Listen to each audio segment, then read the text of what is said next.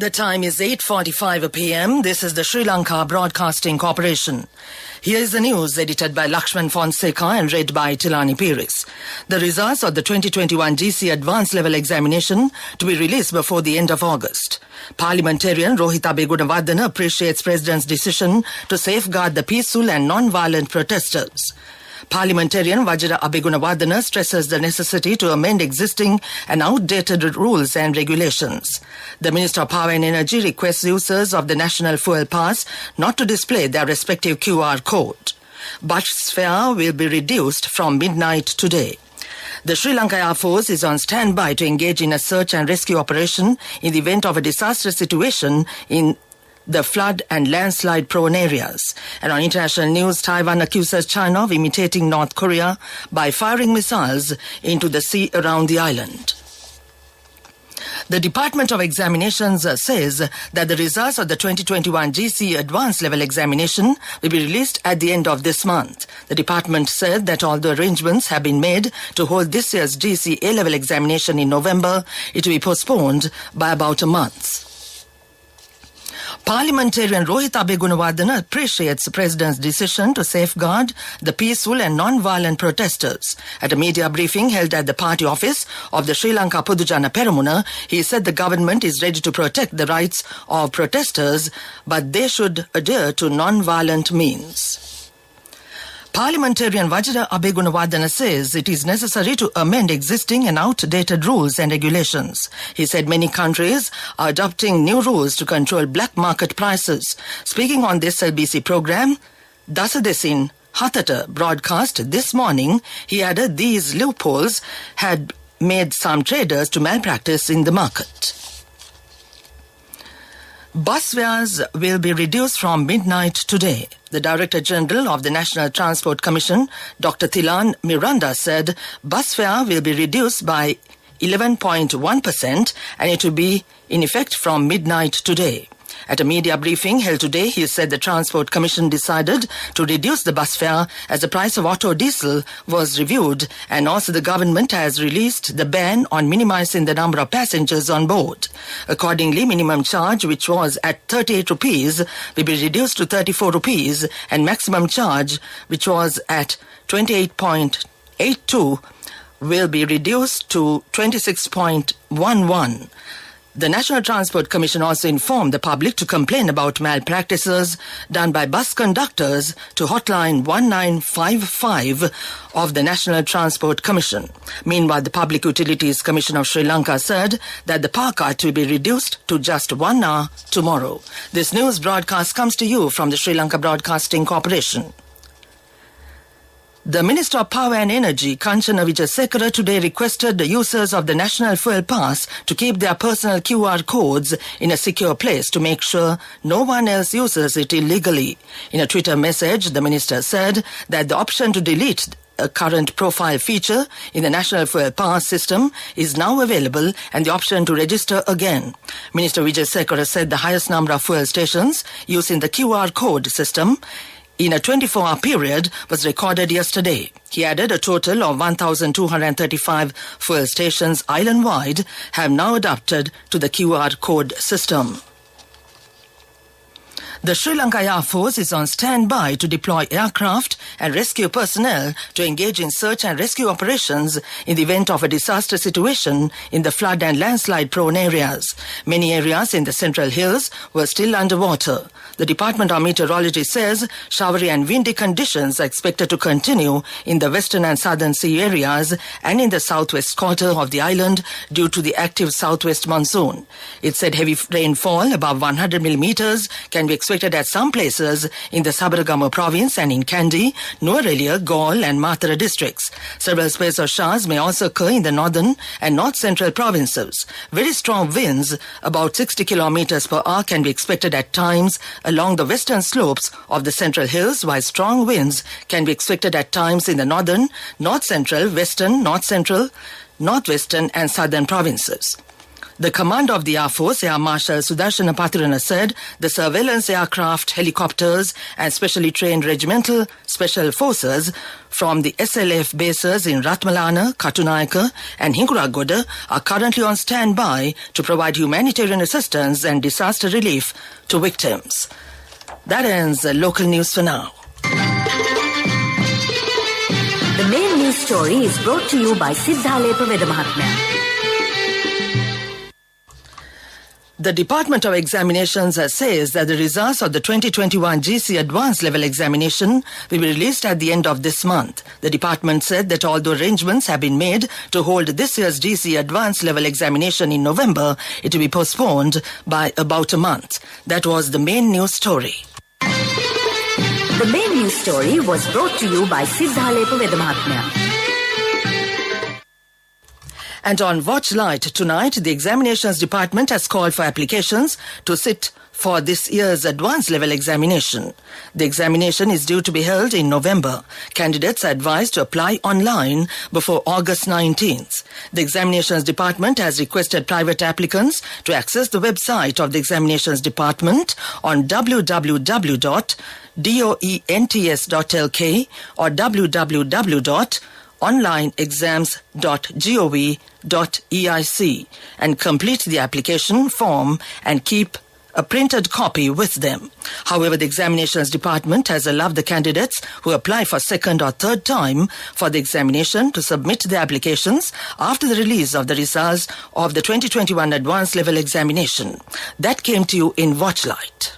Moving on with world news and the headlines first. Taiwan accuses China of imitating North Korea by firing missiles into the sea around the island. Japanese officials urge caution after rains trigger flooding and landslides. First grain ship from Ukraine heading to Lebanon. Taiwan has accused China of imitating North Korea by firing missiles into the sea around the island. China launched 11 ballistic missiles into waters around Taiwan's northeast and southwest coast. Taiwan said the launches just miles from the coast followed U.S. House Speaker Nancy Pelosi's visit to Taiwan on Wednesday.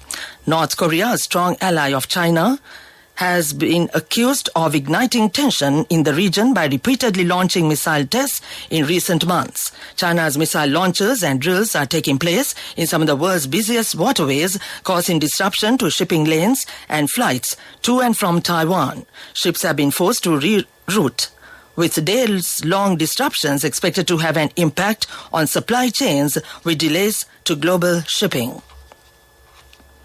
Japanese weather officials have revised their highest-level emergency rain alert for Niigata Prefecture to a warning. They are still urging people to watch for further potential hazards, with downpours forecast to continue across parts of the Hokkaido region. In Niigata, over 500 millimeters of rain has fallen over the past 24 hours. There are reports of significant flooding and landslides in the prefecture on the Sea of Japan coast. Weather officials are warning people in the city of Murakami to shelter at home or evacuate to a safer location. They have also issued evacuation orders in 5 prefectures affecting more than 200,000 people.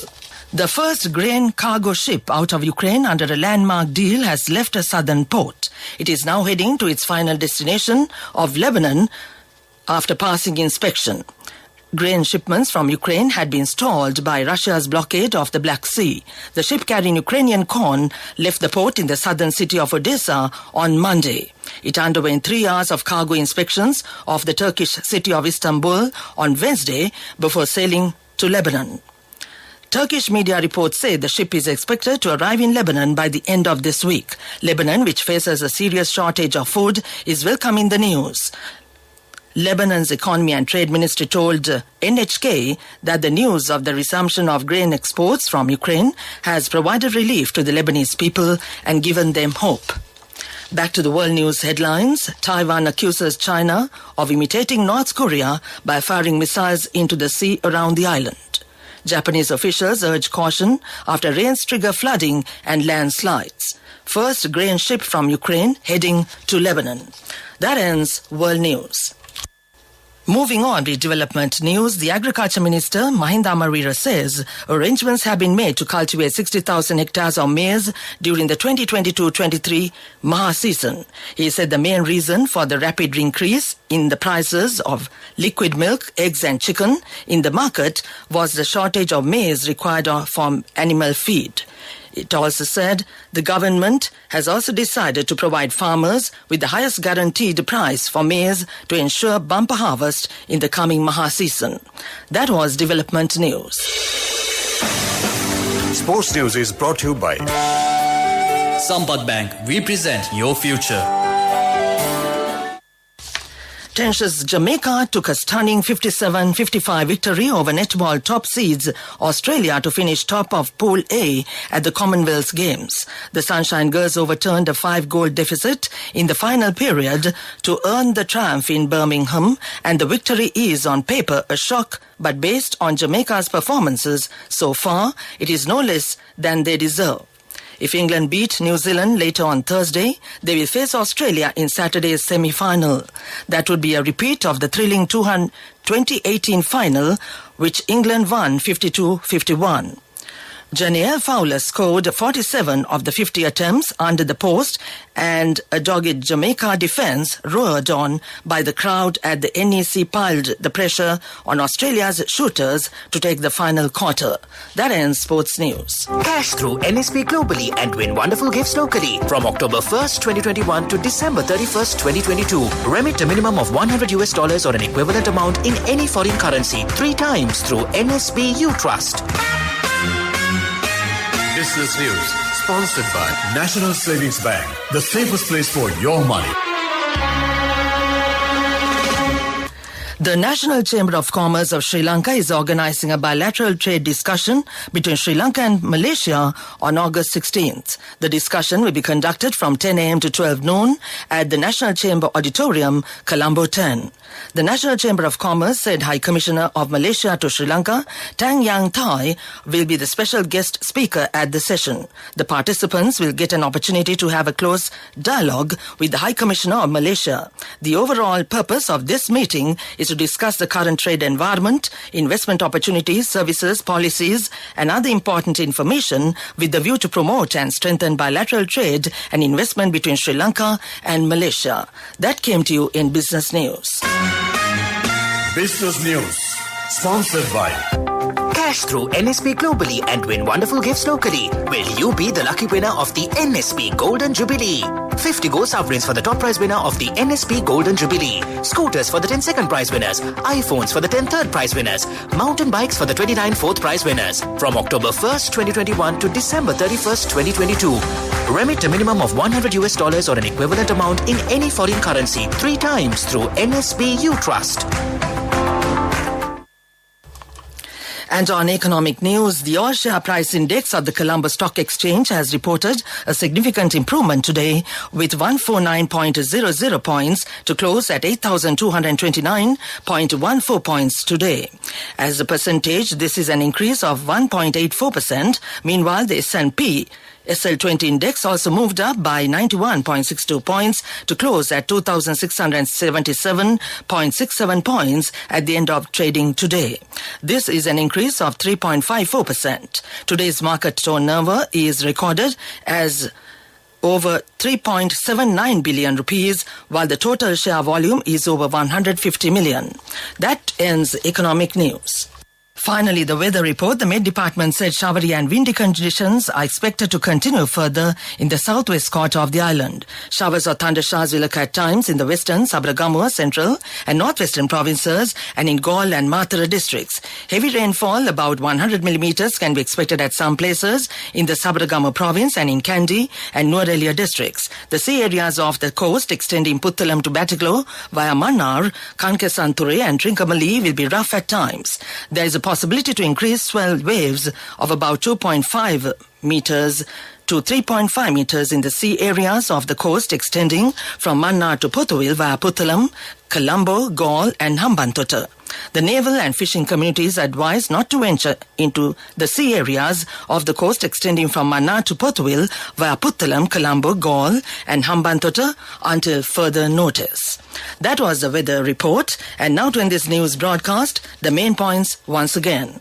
The results of the 2021 GC Advanced Level Examination to be released before the end of August. Parliamentarian Rohit Abegunawardena appreciates President's decision to safeguard the peaceful and non-violent protesters. Parliamentarian Vajra Abegunawardena stresses the necessity to amend existing outdated rules and regulations. The Minister of Power and Energy requests users of the National Fuel Pass not to displace their respective QR code. Bus fares will be reduced from midnight today.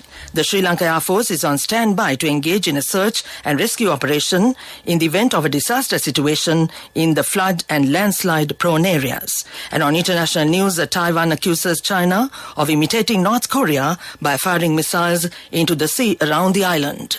That ends this news broadcast.